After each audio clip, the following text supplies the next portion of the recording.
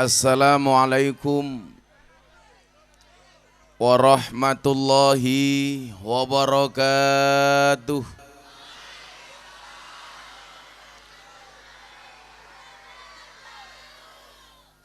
Alhamdulillahi rabbil alamin wa kafa.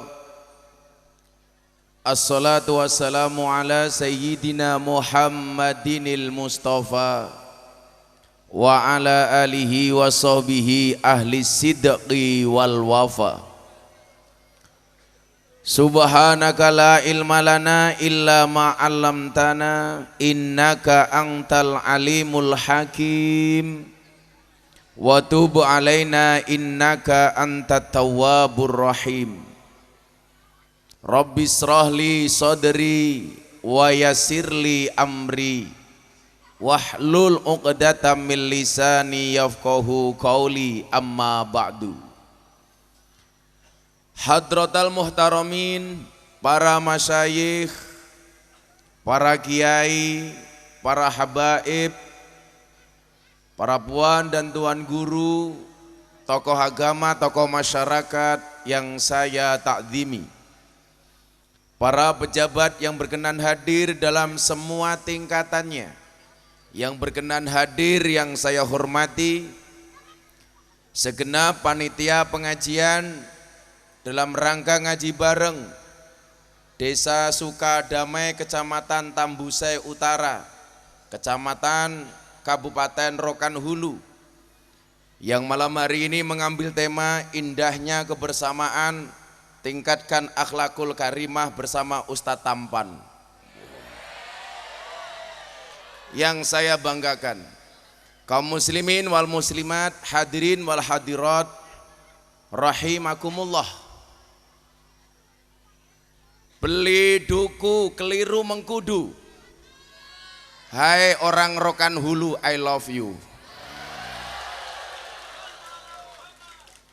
Saya tadi begitu masuk tengah-tengah jalan di area perkebunan sawit, saya mikir, apakah kira-kira ini masih jalan di Indonesia? Dengan perjuangan yang luar biasa, tentunya ini akan menjadi hasanah dan cerita bagi anak cucu saya, bahwa saya pernah hadir di satu desa namanya Sukadamai, yang subhanallah ada ombak tanpa air.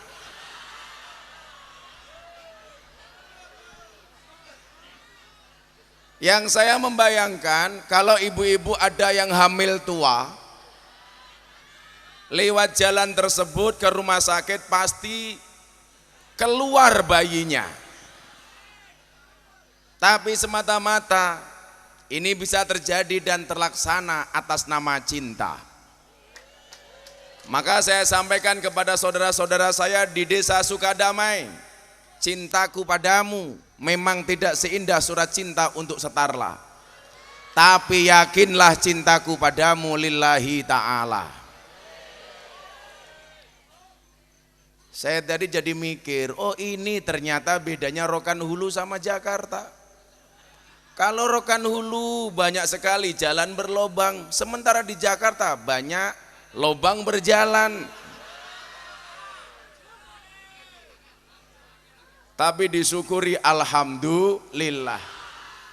Sekian banyak provinsi daerah di Indonesia yang saya kunjungi dengan berbagai macam cerita.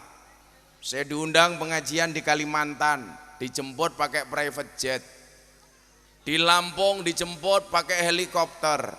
Di Jakarta dijemput pakai Ferrari. Di Rokan Hulu, ya Allah,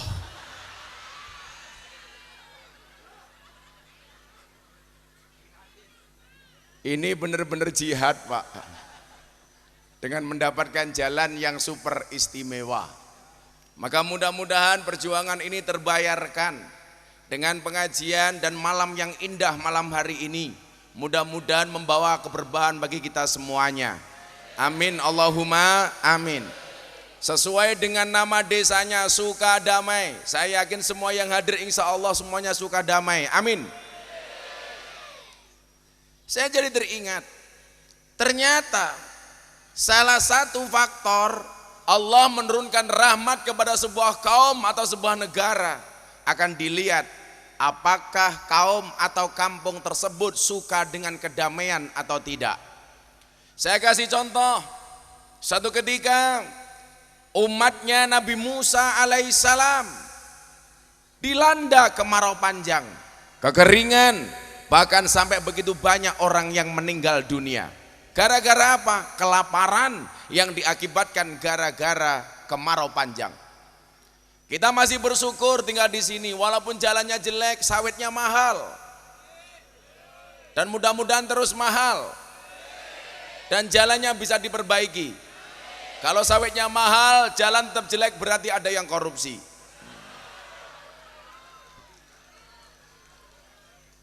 Saya pernah satu ketika jalan di jalan yang jelek. Sopir yang jemput saya bilang, Kiai, ini yang rusak jalan, sehingga jalan seperti ini adalah truk-truk, adalah dump truck, truk gandengan dan lain sebagainya. Saya bilang, kamu salah. Yang rusak jalan itu bukan dump truck, yang rusak jalan itu bukan mobil besar, tetapi mobil mewah. Loh, kok bisa Kiai? Bisa, karena uang yang seharusnya untuk membangun jalan dikorupsi untuk beli mobil mewah. Itu di tempat sana, kalau di sini insya Allah. Siapa yang bilang sama? Insya Allah kalau di Rokanhulu pemimpin-pemimpinnya amanah, amin. Kalau toh belum di jalan barangkali baru lupa, belum dibangun. Umatnya Nabi Musa dilanda kekeringan panjang.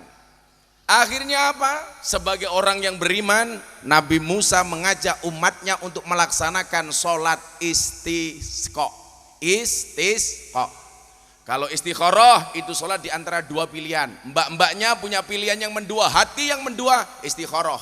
Ma khaba man istakhara wala nadima man istasyara. Kamu jomblo, punya dua pilihan, mau nikah dengan gadis atau dengan janda. Nah, kamu bisa sholat istikharah.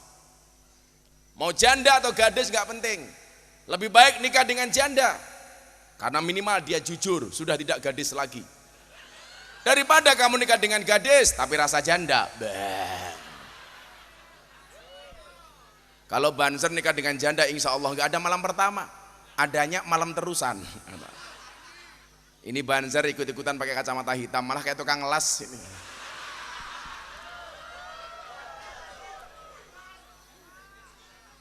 Akhirnya apa? Sholat istisqa.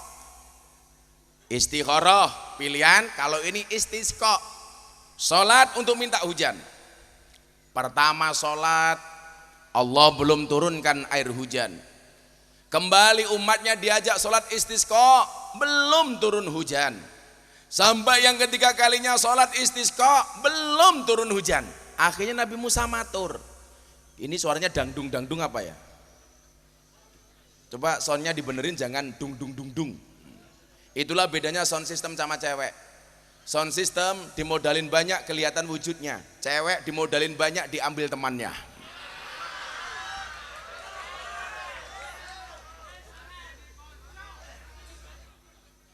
Akhirnya nangis.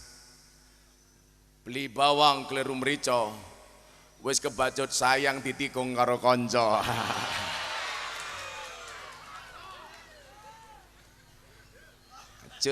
Majur. Akhirnya apa? Nabi Musa minta sama Allah, ya Allah, kula badhe matur. Apa Mus? Kan kalau kita punya hajat pengen hujan, kita diperintahkan surat istisqa. Kan gitu loh. Tukang soundnya di mana? Oh di sana. Apa dibalik Mas? Aku ngeson, kamu ngaji di sini. Saya itu ngaji udah 3 hari di Kalimantan belum nemu sound enak. Saya doakan ini menjadi sound terbaik, insya Allah, tingkat RT. Mudah-mudahan tukang soundnya panjang umur. Jadi orang sedunia mati, tukang soundnya hidup sendiri. Makanya bro, kalau ngeson berangkat pengajian cewek, lah kamu nguyuh nggak cewek? Malah sangune obat, obat apa kayak gini.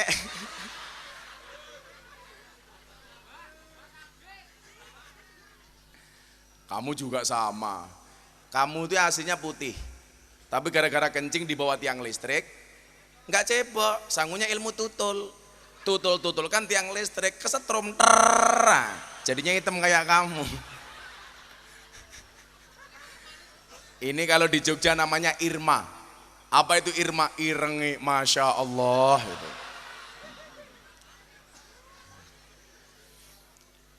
Nabi Musa bilang sama Tuhan, Gusti, kok nggak turun hujan? Jawaban Allah kepada Nabi Musa apa Bapak Ibu? Musa, nggak mungkin aku menurunkan air hujan kepada kalian. Mana mungkin aku menurunkan air hujan itu kepada umatmu? Kenapa? Karena masih ada di antara umatmu yang sampai hari ini masih bermusuhan antara satu dan yang lainnya. Tidak mau rukun antara satu dan yang lainnya. Tidak mau menjadi umat yang akur. Apa kata Allah? Selama kalian tidak mau rukun, tidak suka hidup damai, tidak suka saling toleransi, saling menghormati, menjaga persatuan, maka selama itu tidak akan pernah aku turunkan air hujan. Maka kalau kalian mau aku turunkan air hujan, syarat pertama. Ini ada 2 syarat Bapak Ibu. Ya, ingat-ingat ada 2 syarat. Tolong lihat jari saya, jangan lihat akik saya. Pamer mbahmu, pamer. Copot. Cukup matamu. Tangguh meneh. Pengajian amplop ora jelas dalane elek kelangan akik aku.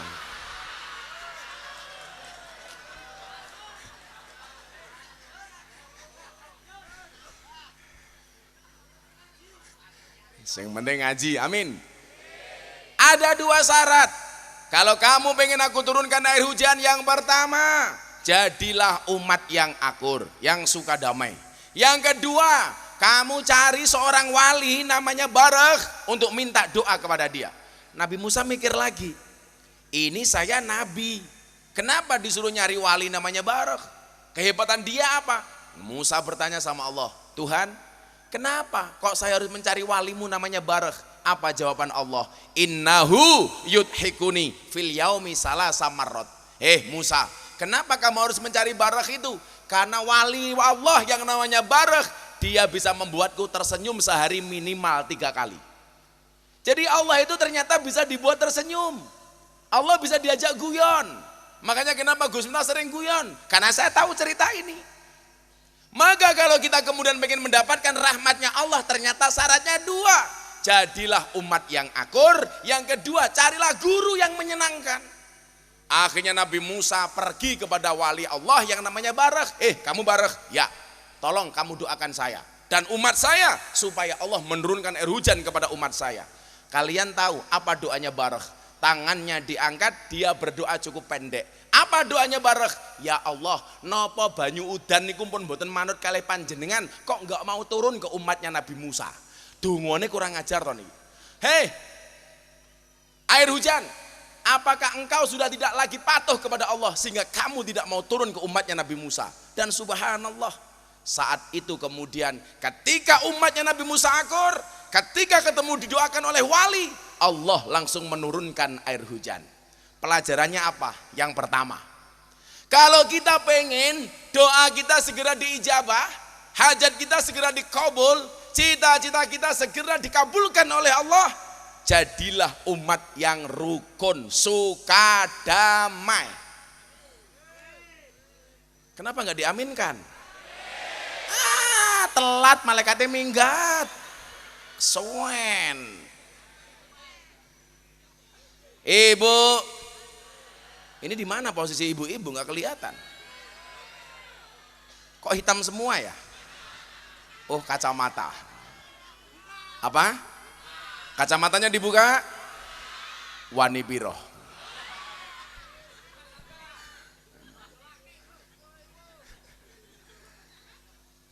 Dalam semua tingkatan masyarakat, bahkan mohon maaf, kita mulai dari lingkungan rumah tangga kita masing-masing sampai terbesar komunitas kita bangsa Indonesia harus menjadi bangsa yang rukun.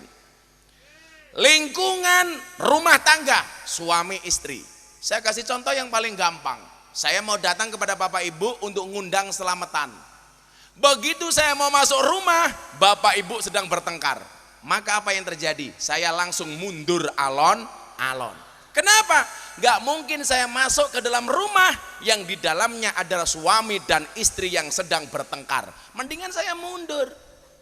Aku mundur alon-alon mergo kowe ra gelem kelon. Mundur. Kelon selalu aleh. Bosok temen cangkeme ya. Kelon selalu aleh. Tapi yang bilang selalu aleh pecinya NO. Yang pecinya NO saya doakan masuk surga. Pecinya.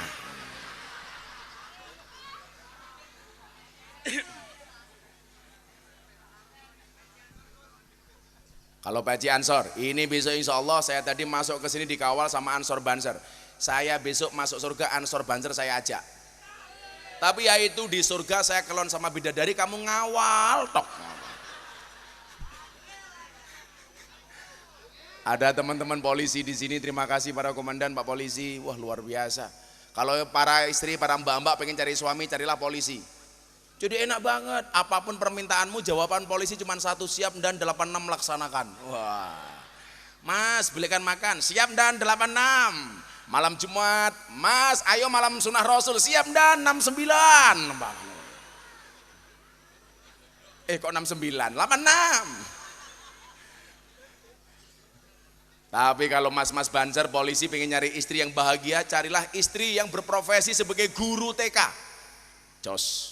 Begitu masuk kamar langsung ditanya sama istrimu, Mas, masih ingat pelajaran kemarin? Nah, kamu jawab lupa mamah, pasti dia akan bilang ulangi lagi. Ini malam apa sih? Ini malam apa Mas? Oh, saya itu apa-apa hidup saya cukup kecuali satu, kelon. Nggak pernah ketemu istri. Saya ini baru ketemu istri besok malam Jumat. Saya langsung masuk kamar, langsung saya nyanyi. Tul jaina ora nutul ora penak. Nutul krasa penak sing ditutul dangak-dangak.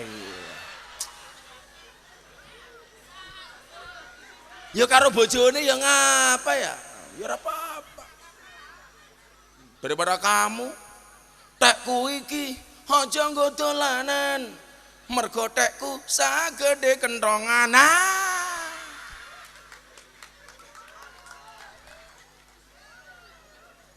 Pengen bangsa ini mendapatkan rahmat Allah, jadilah yang rukun, dimulai dari rumah tangga masing-masing. Bapak Ibu, pasangan terbaik bukan yang datang dengan segala kelebihannya, tetapi yang tidak meninggalkan kita dengan segala kekurangannya. Maka kalau kamu pengen keluargamu utuh, akur, rukun, damai, jangan hanya bisa menerima kelebihan masing-masing pasangan, tetapi terimalah dengan segala kekurangannya.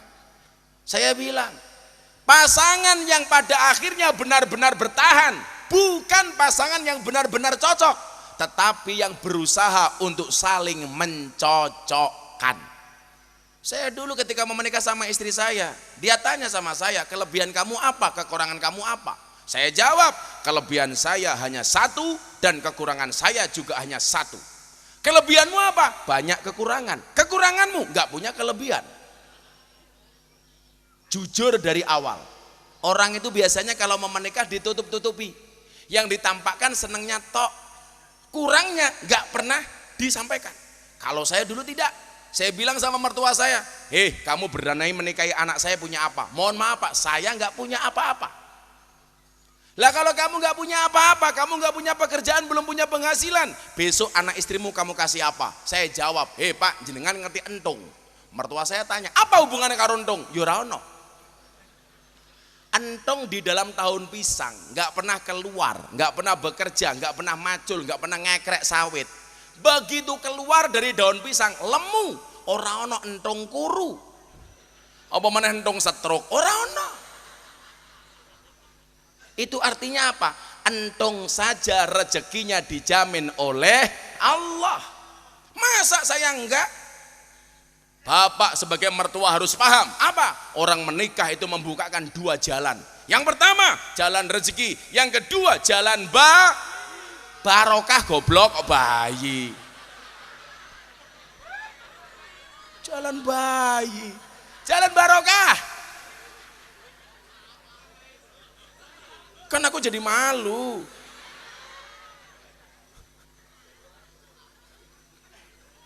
Jalan bayi, danjo.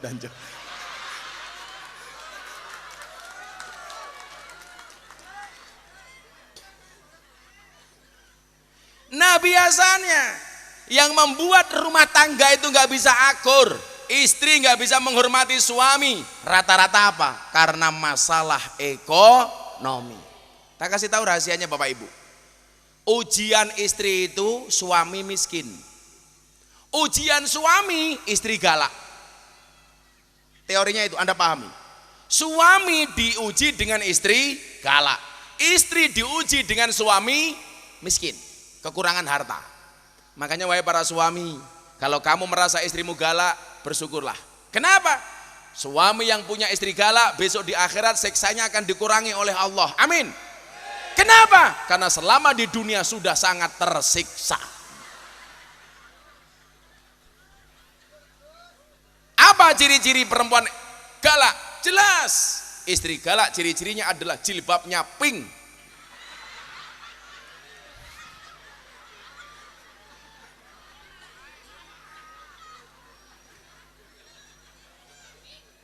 Yang jilbabnya hitam insya Allah lebih parah.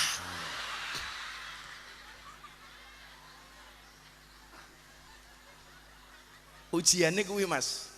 Wong lanang tuh istrinya ujiannya adalah galak. Anda tahu ada walinya Allah, ini keren banget. Ketika istrinya galak itu tampak keramatnya, kewaliannya kelihatan. Jadi istrinya ini cerewetnya minta ampun.